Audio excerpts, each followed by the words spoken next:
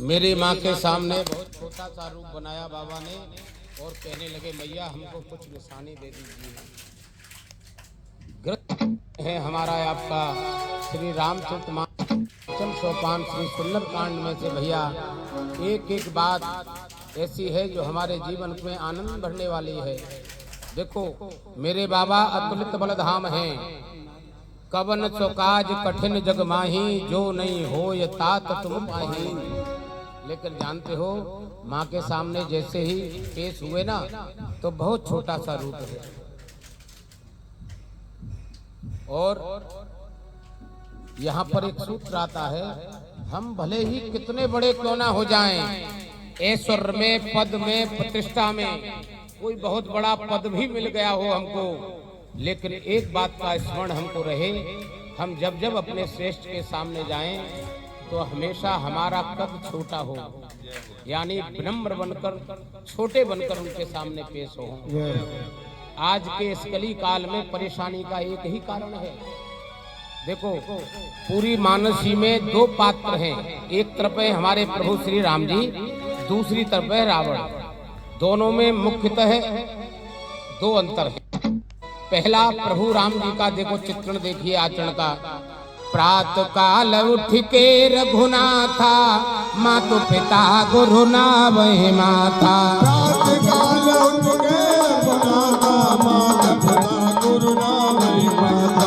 प्रात काल उठ के रघुनाथा, मातु पिता गुरु नावहि माथा। प्रात काल उठ के रघुनाथा, मातु पिता गुरु नावहि माथा।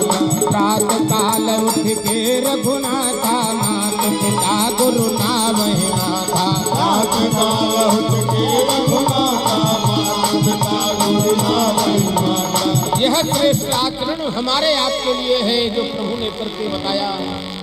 लेकिन जानते हो दूसरे पक्ष में कौन है? रावण। रावण का आचरण क्या है? मानहि मातु पिता नहीं देवा, साधु न सन करवावे सेवा। मानहि मातु पिता नहीं देवा, साधु कर करवावे सेवा। यह बात भोले बाबा माँ पार्वती को सुनाते हुए कहते हैं, देवी मानहि मातु पिता नहीं देवा, साधु न सन करवावे सेवा। मानहि मातु पिता नहीं देवा, साधु न सन करवावे सेवा। जिनके यह आचरण भवानी, ते जानो निश्चर सम प्राणी। जिनके आचरण भवानी, ते जानो निश्चर सम प्राणी। जिसके जीवन में यह आचरण आ रहे हैं वह इस कली काल का राक्षस है। यह श्री रामचरितमानस जी की पोथी हमारे आपके जीवन को दिव्य बनाने वाला ग्रंथ है। भैया जीवन मिला है, हर काम को गति दो, हर काम को करो, लेकिन मध्य में मेरे ठाकुर जी को विराजो, बार बार आदत डालो। मेरे राघव तेरी बड़ी कृपा है, यह जो आनंद मिला है बरकरार रहे, उसके लिए धन्यवाद प्रस्ताव लाओ, किसी भी हाल में रखें। भैया रावण का दरबार लगा है। जैसे ही हनुमान जी ने माँ जानकी जी की खबर सुनाई, प्रभु आनंद में आ गए और हनुमान जी को बगल में बिठा लिया। जानते हो बहुत प्रेम कर रहे हैं। जैसे ही हनुमान जी को प्रेम किया जा रहा है, कैलाश में बैठे भोले बाबा आनंदित हुए। माँ पार्वती जी ने पूछा, बाबा क्या हुआ?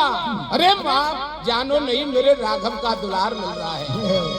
यह बात जानते हो माँ समझ नहीं पाई तो भोले बाबा बता रहे हैं, देवी जब त्रेता में नारायण नर बन करके प्रभु के रूप में, प्रभु राम के रूप में आए हैं ना, तो मैंने जाकर के निवेदन किया, ठाकुर आप तो जा रहे हो, मुझे आपकी चरण सेवा करनी है। तो जानते हो श्री हनुमान जी कौन है? शंकर स्वयं केसरी नंदन, तेज प्रताप महाजगवंदन। शंकर स्वयं केसरी नंदन, तेज प्रताप महाजगवंदन। ये वही शंकर जी का अवतार है जिन शंकर जी ने 10 सिर चढ़ाने के बाद लंका सोने की दान में दी थी रावण को। लेकिन जानते हो गुरु भी है भोले बाबा रावण के। रावण जब अनीति के रास्ते पर चला, इनकी बात को नहीं मानता था, तो भोले बाबा ने कहा था चिंता मत कर, 10 सिर चढ़ाने के बाद जो लंका तेरे को दान में दी है, जो जीवन में आनंद भरा है, विध्वंस का कारण मैं ही बनूंगा। यह जो त्रेता में प्रभु के साथ श्री हनुमान जी हैं, ये भोले बाबा का अवतार है। इसलिए यह आनंद भैया जो भोले बाबा को हिमालय पर हो रहा है, वह आनंद बाबा हनुमान जी को प्रभु की शरणागति में हो रहा है। प्रभु को खबर सुनाई गई। इधर मंदोदरी माँ ने रावण को बहुत प्रकार से समझाया, देखो जिनको तुम वनवासी कह रहे हो वो परम पिता परमेश्वर हैं, ऐसे समझ में नहीं आएगी। तुम्हारे जैसे बलवान खरो दूषण को मार दिया। अरे तुम थोड़ा सा सोने से जगो, इस कुल की बढ़ाई चाहते हो तो शरणागति हो जाओ, माँ जानकी जी को वापिस दे दो।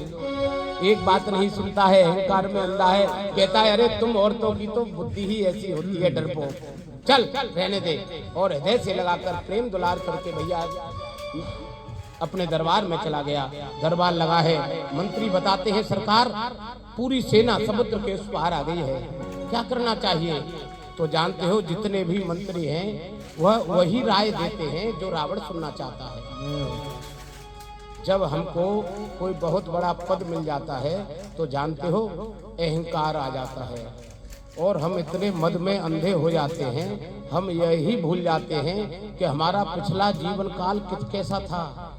हम आज से 20 साल पहले कहाँ थे, आज राघव सरकार ने यहाँ भेजा है तो कुछ कराने के लिए चुना है।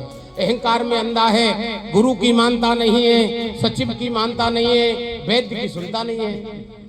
तीनों बहुमूल्य व्यवस्थाएं थी रावण के पास, सचिव माल्यवन जैसे और वैद्य सुखेन जैसे जिनको जीवन दान देने की क्षमता आती है।